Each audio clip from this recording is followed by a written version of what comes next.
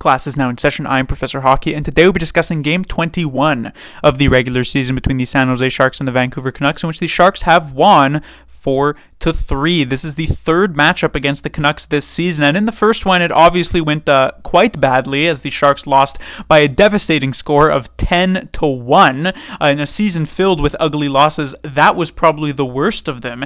In the second matchup against Vancouver, the Sharks were significantly better, but still very clearly multiple steps behind Vancouver, and lost by a score of 3-1. It appears close on the scoreboard, but from having watched the game, it really was never a question that the Canucks would win that one. And so coming into this third matchup of the season, it was expected to go a similar way, not to Game 1 necessarily, but to at least how Game 2 would have gone. The Sharks maybe get a goal or two here or there, while the Canucks put up more than that and end up just getting the 2 points quite easily here tonight. And yet, the Sharks were significantly more competitive than most people were likely expecting. And not only do they keep themselves in this game, but they actually have the lead the majority of the time, and it allows them to close out this game against Vancouver and win it with that 4-3 score. And this one starts off in the first period quite well for San Jose. They go blow for blow with the Canucks, and in fact, you could definitely argue that the Sharks were the better team in that opening 20 minutes. It was also very important for San Jose to get on the board first. As I've mentioned multiple times in the past, the Sharks have yet to win a game this season in which they haven't scored the first goal, and so Ty Emberson's first career goal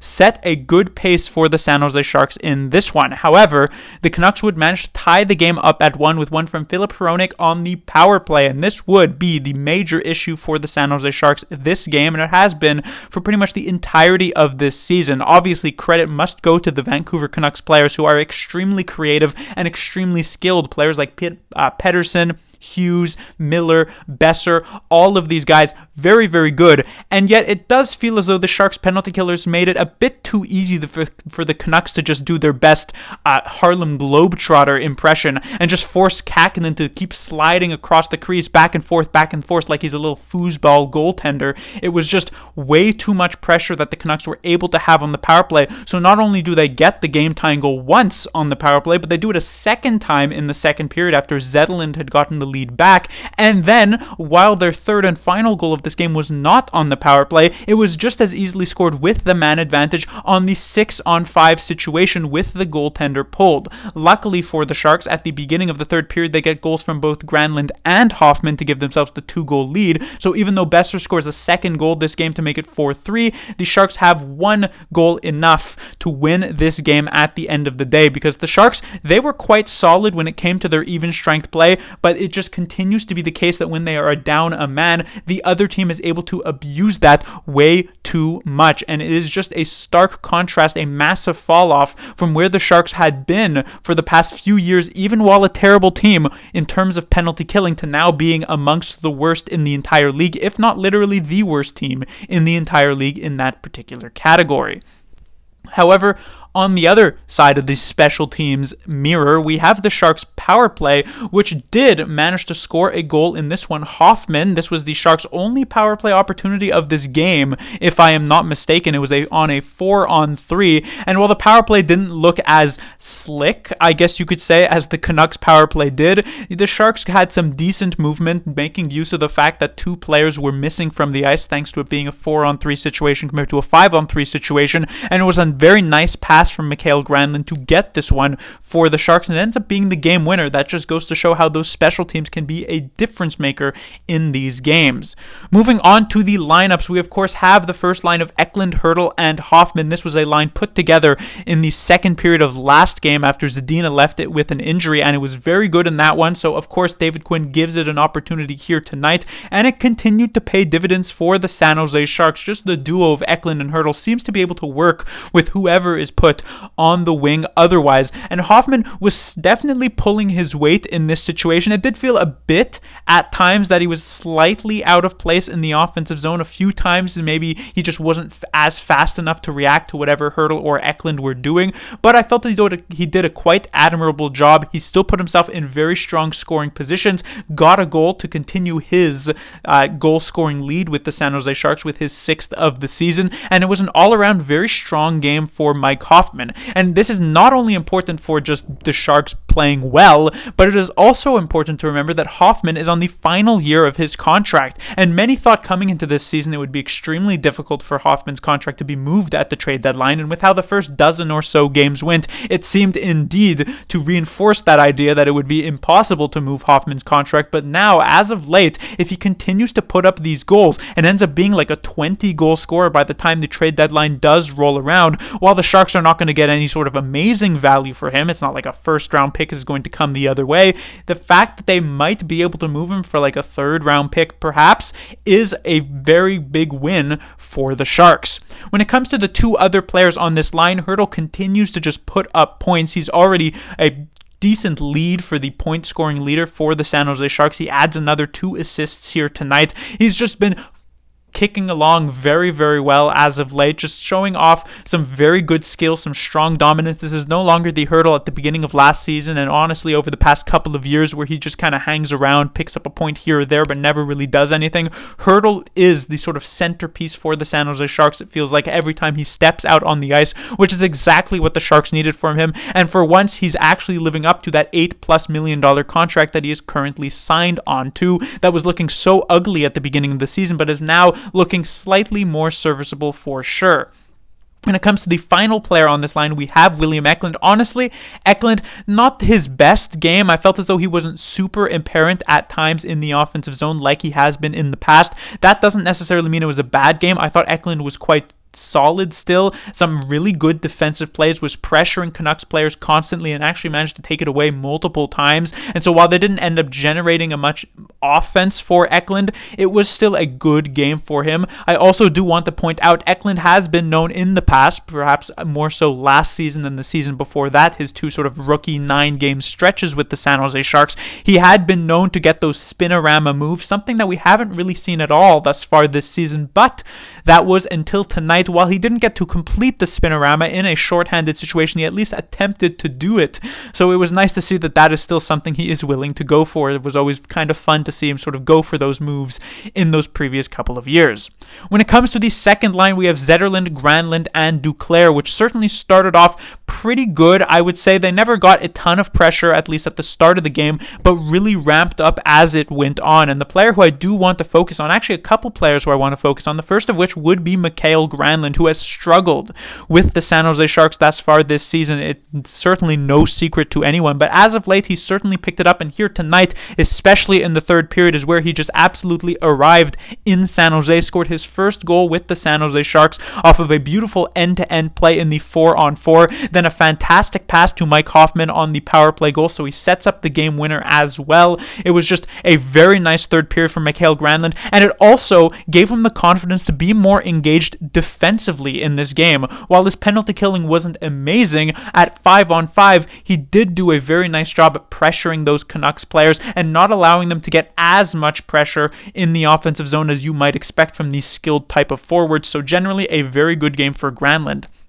The other player on this line who I do want to focus on is Fabian Zetterlund. It's just absolutely insane the transformation that he has undergone over this offseason. I remember when he was acquired in the Timo Meier trade, he was downright useless, and that is maybe even putting it lightly for the San Jose Sharks this season. And it's not the case, or last season I should say, and it was not the case that he had just played like 3-4 games with the Sharks, so it's just some growing pains and it was a very small sample size. Fabian Zetterlund played more games with the Sharks last season than he has yet to have played this season. 22 games last year, and he did pretty much nothing in all 22 of them. And this was a player who I didn't even want the Sharks to re-sign last year, but I knew it would obviously happen just because Mike Grier would not want to lose out on this player that they acquired in such a massive trade. So he was indeed brought back, but I had literally zero hope for Zetterlund, and yet he has lived up to those expectations when he was acquired in that trade significantly. It felt as though he was perhaps the driving force on this second line. Him and Granlund kind of tied there, but I really did like Zetterlund's game tonight. And he scored a goal, which was nice to see. He was briefly tied for the team lead in terms of goals until Mike Hoffman got it back in the third period, but he's just been very good for San Jose. The final player on this line, Anthony Duclair. Honestly, I wasn't super impressed with Duclair, probably the weak link on this line. While Hoffman is trending upwards in being able to be moved at the trade deadline with 1 year remaining on his contract, Duclair has kind of continued to trend downwards in that regard. A player who the Sharks were hopeful to be able to perhaps even get a first-round pick, maybe a second-round pick at worst at the deadline, is now wondering if he could even be moved at all, because it was a fine game from Duclair. I don't think it was bad. It just wasn't nearly as great as some of his line mates were doing. When it comes to the third line, we have Cunnin Sturm joined again by Jacob McDonald, which is something that I'm not really in support of. With Zadina stepping out of the lineup, the Sharks get LeBanc back in, and I thought LeBanc would slot in on this third line, but instead he goes to the fourth line, keeps McDonald here, and I'm still not really impressed at all with McDonald's play. This line was occasionally getting some offensive zone time, occasionally being able to work it around, but just as was the case yesterday against the Montreal Canadiens, McDonald just isn't seemingly skilled enough as a forward to keep that cycle play going, and so a lot of the times it would die near him or very, very close to as when he would touch the puck, and it's just not a good thing for a San Jose Sharks team that coming into this season was hoping to actually have some decent forward depth, considering their very big weakness on defense. And so while both Sturm and Cunnin, particularly Sturm, I would say stood out in a very nice way, were good enough tonight, McDonald, not so much. When it comes to the fourth line then, this is a group of players that were essentially just here. They didn't do much. They got a couple of okay chances on net. I thought Smith played a decent game, but realistically, they honestly didn't do too much. On the defensive side of things, I have been very critical of the defense from an offensive standpoint thus far this season. I have pointed out that pretty much nobody here is doing any sort of work at all from an offensive standpoint. I believe the leading scorer defensively is Ahutyuk with 4 assists in 21 games, something crazy like that. That's really just how much of a struggle it has been from the back end, but it does feel as though this was perhaps the first game this season where these defensemen actually got involved in a relevant sense in the offensive game plan for the San Jose Sharks. This was not just a game in which the Sharks would pass it up to the point and then a shot would go wide and that would be the end of that in the offensive zone, but they actually worked rather well. And it wasn't just, Kalen Addison occasionally jumping in the play, but it was multiple defensemen getting themselves involved, and this helped the Sharks. This is no sort of coincidence that the Sharks managed to put up 4 goals in this game. The defense were finally a big help here tonight for San Jose. Perhaps not a big help, but a solid amount of help for the Sharks here tonight. Ferraro and Emberson, I really liked Ferraro's game defensively. He was also very much aggressive and jumping up in the play, just as we saw yesterday's game against the Montreal Canadiens, so that was quite good to see. Emberson, his defensive play was not fantastic, but at the very least he did score his first career goal, which was nice to see. The second pairing, of course, Addison continues to stand out in a very positive light for the San Jose Sharks offensively, something that he had struggled with at first through the first few games since arriving here in San Jose, but yesterday was a big step up and he continued it here tonight. A few issues at the offensive blue line. It felt as though he had a tendency to somewhat bobble the puck. I noticed it about 2 or 3 times where he could not really hold the zone on pretty easy plays, which was slightly disappointing, but I would say generally he was still a very positive contributor to the Sharks offense, which was quite nice to see. And Benning continues to be a nice little bit of reprieve for the San Jose Sharks, coming back from that long-term or relatively long-term injury and helping them out in that regard. On the third pairing, we had our substitution, so Ahutyuk steps out of the lineup in favor of Marc-Edouard Vlasic. I am definitely in favor of Ahutyuk getting benched, just because over these past few games he's been quite bad. I was hoping it would be Knyzhov stepping in because Vlasic, been healthy scratch for the last few games and has not really put up any solid performances this season until tonight. In fact, I actually thought Vlasic, not great, but was pretty good in a game in which I did not expect him to be pretty good, considering it's a very good Vancouver team that he is against, and yet he shined relatively brightly, not like a flashlight that you just put batteries into, but one that still works relatively well. So it was nice to see that for Vlasic, a big change of pace from this season that has otherwise been very negative for him, so he certainly bought himself another opportunity in the lineup next game.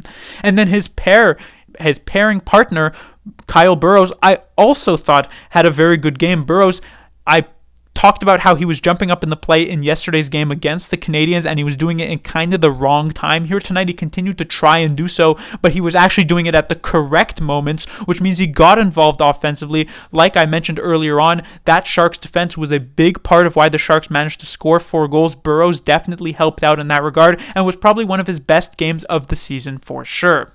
And then finally, we have the goaltender. Kaapo Kähkönen lets in 3 goals, which is enough thanks to the Sharks' 4 goals to win the game here tonight. He was very, very good, had a very tough task here tonight. Like I mentioned, the Canucks scored 2 goals on the power play, 1 goal with the goaltender pulled, which means they were constantly outnumbering the Sharks when these goals were indeed scored. Kähkönen had to move back and forth a lot and made a lot of very nice saves for San Jose, so he was a big reason why the Sharks managed to get this win as well. But that will do it for this review. The Sharks will be back in action on Monday, where they will take on the Washington Capitals for, I believe, the second and final time this season, and we shall see if the Sharks can get a bit of a win streak going here. Class dismissed.